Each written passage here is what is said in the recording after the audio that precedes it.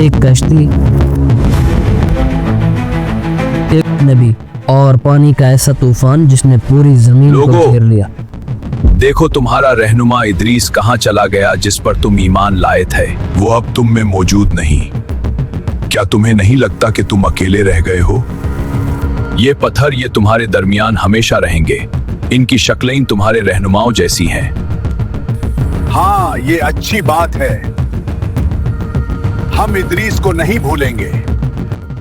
حضرت ادریس علیہ السلام کے آسمان پر زندہ اٹھا لے جانے کے بعد لوگوں کے دل کمزور پڑنے لگے اور شیطان نے اسی کمزوری کو موقع بنا کر ان کے ذہنوں میں وسوسے ڈالے۔ یوں شیطان کا کھیل شروع ہوا، اس کے بہکاوے زمین پر جڑ پکڑنے لگے۔ لوگ دھیرے دھیرے اس کے پیچھے چل پڑے۔ بت پرستی، ظلم، فحاشی سب عام ہو گئے۔ انسان اپنے اصل رب کو بھول بیٹھا۔ ایسے ہی ماحول میں اللہ نے نوح علیہ السلام کو نبی بنا کر بھیجا کہ نوح نے سارے 900 سال تک انہیں سمجھاتے رہے۔ وہ اپنی قوم سے کہتے، اے میری قوم، میں تمہیں واضح طور پر خبردار کر رہا ہوں، صرف اللہ کی عبادت کرو، اس کے ساتھ کسی کو شریک نہ ٹھہراؤ، ایمان لاؤ گے تو اللہ تمہیں معاف کر دے گا۔ لیکن لوگ مزاح اور مذاق میں لگے رہے۔ نوح پھر کہتے، اللہ سے ڈرو، اسی کی طرف پلٹو، اگر ایمان لاؤ گے تو آسمان تم پر اپنی برکتیں برسائے گا، اللہ تمہاری قوت میں اضافہ کرے گا۔ لیکن وہ جواب میں چیلنج دیتے، نبی ہو تو کوئی عذاب لاؤ۔ میں اللہ کے عذاب سے ڈراتا ہے، یہ تو بالکل پاگل ہو چکا ہے۔ نوح علیہ السلام نے دن رات چھپ کر اور اعلانیہ ہر طریقے سے دعوت دی، مگر انکار بڑھتا ہی گیا۔ آخر کار نوح علیہ السلام نے اپنے رب سے فریاد کی، اے اللہ، میں نے اپنی قوم کو ہر لمحے دعوت دی، مگر وہ کانوں میں انگلیاں ٹھوس لیتے، چہرے چھپا لیتے، ضد پر اڑے رہتے۔ اے میرے رب، زمین پر کسی کافر کو باقی نہ چھوڑ، اگر انہیں چھوڑ دیا تو یہ اور لوگوں کو بھی گمراہ کر دیں گے۔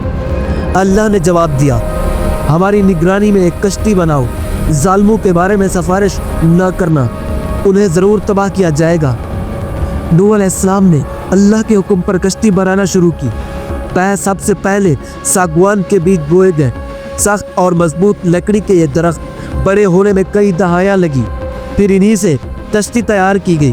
قوم کے سردار ہنسی مذاق کرتے، نوح جواب دیتے، آج تم ہم پر ہنس رہے ہو، کل وہ وقت آئے گا جب ہم تم پر ہنسیں گے، جب عذاب تمہیں گھیر لے گا۔ اسی زمانے میں ایک بیوقامت شخص اوج بن نلک بھی تھا جو پہاڑوں کے برابر تھا۔ وہ کشتی بنانے میں مدد کرتا رہا لیکن ایمان نہ لایا اور طوفان میں دیگر بدکاروں کے ساتھ ڈوب گیا۔ ایک صدی میں کشتی مکمل ہوئی، اس کے 3 حصے بنائے گئے۔ اوپری حصہ انسانوں اور پرندوں کے لیے، درمیان میں عام جانوروں کے لیے اور نیچے خطرناک درندے۔ نوح علیہ السلام نے اپنی قوم سے کہا، جس دن اس تندور سے پانی نکلے سمجھ لینا کہ عذاب کا آغاز ہو چکا ہے، بس فوراً کشتی میں سوار ہو جاؤ۔ پھر وہ گھڑی آن پہنچی، گاؤں کے ایک پرانے تندور سے اچانک پانی ابلنے لگا۔ لوگ گھبرا کر چلاتے، اللہ کا عذاب آ رہا ہے۔ ہر جانور کی نر و مادہ جوڑی کشتی میں سوار ہونے لگی۔ آسمان سیاہ ہو گیا، بادل گرجنے لگے، زمین کے شگافوں سے بھی پانی پھوٹ نکلا۔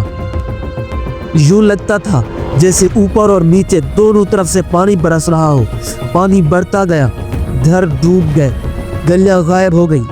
نوح کے ساتھی کشتی پر سوار ہو گئے، دلوں میں خوف بھی تھا اور اللہ کا یقین بھی تھا۔ کشتی پانی پر بہنے لگی، آہستہ آہستہ، پھر طوفان موجوں کے ساتھ۔ اسی دوران نوح علیہ السلام کا نافرمان بیٹا ایک بڑے پہاڑ کی طرف بھاگا۔ نوح علیہ السلام نے آواز دی، میرے بیٹے ہمارے ساتھ آ جاؤ، آج اللہ کے حکم سے کوئی چیز بچا نہیں سکتی۔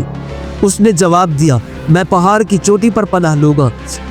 اتنے میں سمندر جیسی ایک بڑی موج آئی اور اسے بہا کر لے گئی۔ جب طوفان رک گیا، اللہ نے زمین کو حکم دیا، اے زمین اپنا پانی پی لے، اور اے آسمان اب تو بھی رک جا۔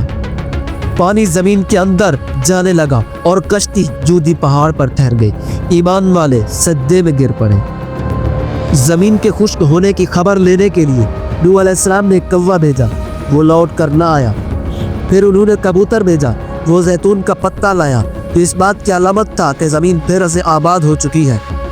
इसलिए आज तक कबूतर अमन और उम्मीद की अलामत समझा जाता है और कौवा बेवफाई की। नूह अलैहिस्सलाम ने फरमाया, अल्लाह का शुक्र अदा करो जिसने हमें जालिमों से निजात बख्शी और नई जिंदगी अता की। अपनी नस्लों को ईमान पर कायम रखो, जुल्म, शिर्क और फसाद से बचाओ।